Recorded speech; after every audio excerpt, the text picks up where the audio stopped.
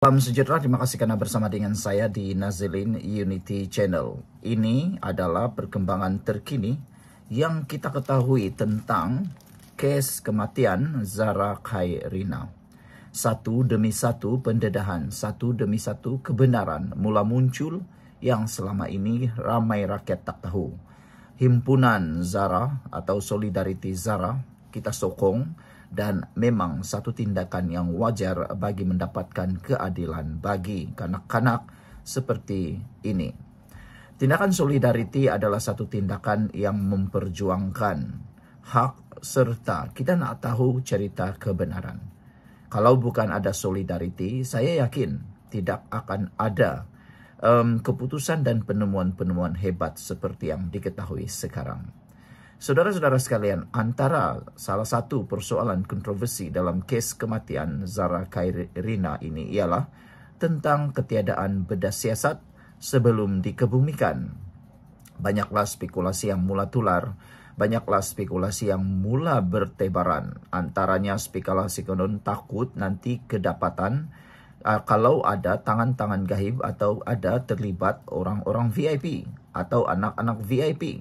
Nampaknya isu itu mula makin lama makin terjawab. Hari ini didedahkan di dalam sinar harian menyatakan bahwa Ibu Zara Khairina tanda tangan dokumen tidak bedah siasat, kata pengarah JSJ. Diharapkan jawapan kepada persoalan ini ataupun kenyataan ini, berita ini, laporan ini dapat menjawab kenapa Zara Khairina tidak dibedah seawal-awalnya sebelum dikebumikan. Semakan polis mendapati Ibu Zara Khairina menandatangani dokumen hospital akuan enggan bedah siasat mayat atas kemahuan sendiri yang turut disahkan oleh doktor patologi dan pegawai penyiasat terbabit pada peringkat awal. Jadi maknanya keinginan Ibu Zara Khairina sendiri menandatangani dokumen hospital akuan enggan bedah siasat mayat atas kemauan sendiri mungkin menyebabkan tidak dibuat bedah siasat yang awal sebelum dikebumikan. Sebelum kita teruskan ulasan ini, jangan lupa tinggalkan komen Anda dengan tanda pagar kami sayang Khairina. Sebelum itu, saya perkenalkan dulu kepada Anda semua, ini terapi imun transfer factor folate, terapi imun yang meningkatkan daya imun badan kita sehingga 400%. Secara umum dan ringkasnya, kita kena penyakit karena imun badan kita yang lemah. Apabila imun badan kita jadi lemah dan tidak berdaya lagi dan bodoh, imun badan kita tidak menyembuhkan kita daripada penyakit, tidak melawan penyakit dan tidak dapat menghapuskan penyakit dari dalam tubuh badan kita. Tetapi apabila imun badan kita bertindak kuat, gagah, perkasa dan diajar menjadi bijaksana, dia mengenal mana satu lawan, mana satu kawan dalam tubuh badan kita, imun badan kita lah yang menghancurkan dan menghapuskan semua jenis penyakit yang dalam tubuh badan kita. Dapatkan produk ini melalui nombor telefon saya yang tertera. Dan produk ini lulus KKM, halal dan diperakui oleh dokter-dokter di seluruh dunia. Saudara, mungkin ini jawaban kepada persoalan penyakit Anda selama ini yang Tuhan tunjuk kepada Anda. Saudara-saudara sekalian, disahkan bahwa semakan polis mendapati Ibu Zara Khairina menandatangani dokumen hospital akuan enggan bedah siasat mayat atas kemahuan sendiri. Semua ini turut disahkan oleh dokter patologi dan pegawai penyiasat terbabit pada peringkat awal. Semakan ini mendapati bahwa ibu tersebut menandatangani akuan tersebut. Pengarah Jabatan Siasatan Jenayah JSJ Bukit Aman, Datuk M. Kumar S. Mutuvulu, walaupun ada permohonan keluarga untuk tidak menjalankan bedah siasat, undang-undang memberi kuasa kepada pegawai penyiasat untuk memohon prosedur itu sekiranya terdapat keraguan terhadap punca kematian. Ada orang yang mula mengambil kesempatan cuba-cuba untuk menyalahkan Ibu Zara pula. Sebenarnya, dari sudut seorang ibu pada waktu kejadian, siapalah yang mahu anak kita dibedahkan? Bayangkanlah dengan keadaan azabnya, begitu keadaannya, Anda pula dalam keadaan yang sangat duka. Fikiran kita pula di dalam keadaan yang sangat tidak tenteram. Tentulah keputusan-keputusan yang dibuat juga mungkin adalah keputusan yang kurang tepat. Tetapi siapa sangka polis pada waktu itu menurut pegawai JSJ tidak mengikut SOP sepenuhnya. Jadi mungkin itu menjadi punca kepada keterlanjuran tersebut. Selepas perbincangan bersama agensi berkaitan pada 10 Ogos lalu, bedah siasat dijalankan atas permintaan polis disertai 3 doktor dari Hospital Serdang dan Hospital Queen Elizabeth Kota Kinabalu. Dapatan bedah siasat kedua adalah selari dengan diagnosis awal, yaitu kecederaan otak teruk akibat kekurangan oksigen dan aliran darah ke otak berpunca daripada jatuh, katanya pada sidang akbar di Bukit Aman di sini pada Rabu. Saudara-saudara sekalian, ini adalah satu puncak kematian. M. Kumar berkata semua dapatan bedah siasat dijelaskan kepada keluarga mangsa secara telus dan difahami bahawa prosedur ini sepatutnya dilakukan sebaik sahaja kematian berlaku bagi memastikan bukti forensik tidak terjejas. Kita sedang meneliti tindakan tegas terhadap pegawai penyiasat dan pegawai penyelia yang gagal mematuhi prosedur operasi standard SOP, termasuk kemungkinan penggantungan tugas namun masih di peringkat siasatan, katanya. Setiap kematian yang menimbulkan syak wasangka wajib melalui proses bedah siasat. Pegawai penyiasat perlu menasihati keluarga dan memastikan prosedur itu dijalankan bagi menentukan punca sebenar kematian, katanya.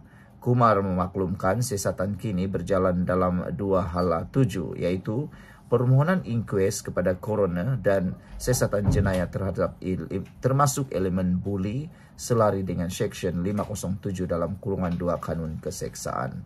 Sekian dulu untuk kali ini. Jangan lupa tinggalkan komen Anda. Salam sejahtera. Terima kasih kerana bersama dengan saya di Nazilin Unity Channel. Ini insiden yang berlaku ketika kubur Zara Khairina digali.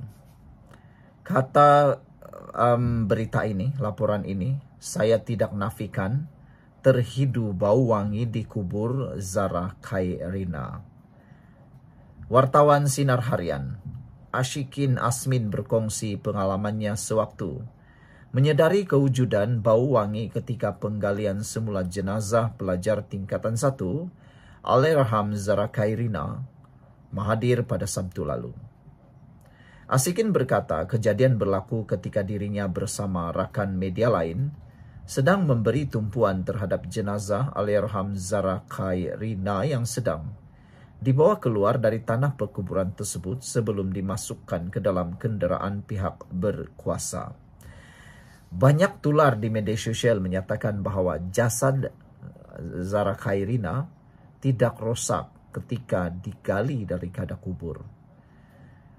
Ramai juga yang mempersoalkan, tetapi ramai yang mempertahankan.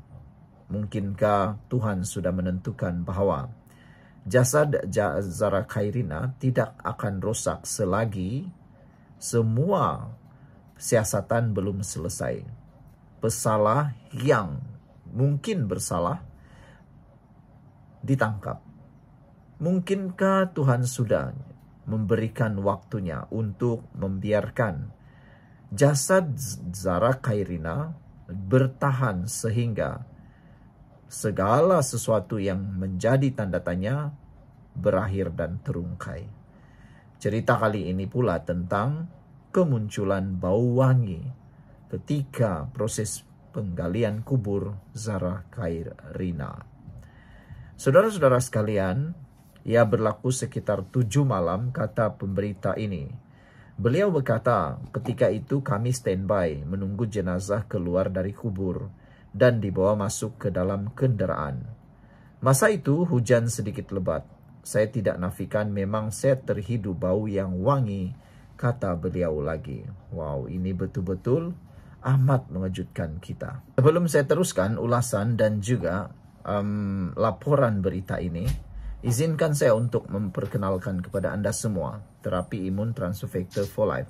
Terapi imun yang meningkatkan daya imun badan kita sehingga 400%.